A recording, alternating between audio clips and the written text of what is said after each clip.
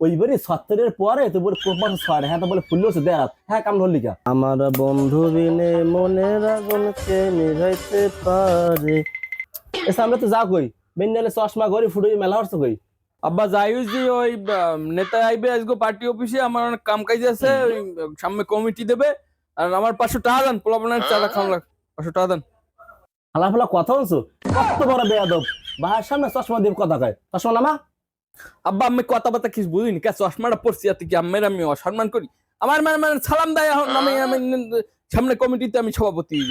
বুঝলেন না আমি কিছু আমি আমার দেখলে মানে মুত পড়ে যাবে তবে ওই কালুর বাহে আইছে আমি বুঝলেন না পোলার একটা ভালো ফর্মে যায় সেটা আমি বুঝেন ফাজিল একটা ফর্ম হয়ে গেছে ফেসবুকে বলে কি তুইলা প্রিয় অভিভাবক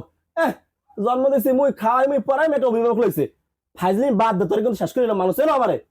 আব্বা আমি বুঝিনি না এই ডিজিটাল জমানা কি এখন ইহন মু এখন মামা খালু চাচা কত পথ বলান লাগে নেতা গো আমি বুঝেন না কিছু আব্বা তো আমি হ্যাঁ গো আমি একটু তেল তোল মারি সামনে আমার একটা পোস্ট পজিশন পাবো হ্যাঁ আমার তো একটা গর্ভবতী জীবন আচ্ছা হ্যাঁ নাহলে বুঝলাম তোর পোস্ট পজিশন লাগবে সেই জন্য তুই নেতাকে বাপ খালু চাচা মামা যা বলা কিন্তু ওইবারই সত্তরের পরে তো বলে প্রমাণ ছয় হ্যাঁ তো বলে ফুললো দেখ হ্যাঁ কাম ধরলি কা কদিবেরা হ্যাঁ কয় কেরা এই কথাটা কয় আমি যাই হ্যাঁ ওই ঘরের যে বোতদান দামের হেডিতে যাই ওর উল্টো খুলতে আমি 2-3 ই দিছি আমি জানি একটু ডরাই মরাই আমার একটু নেতা হইলে সামনে এটা বুঝতে হবে না মানে একটু বোঝাইতে হবে না আমি যে যা কয় হেইতেই না আছে নম্মে হ্যাঁ স্যার মতে রিগি দাও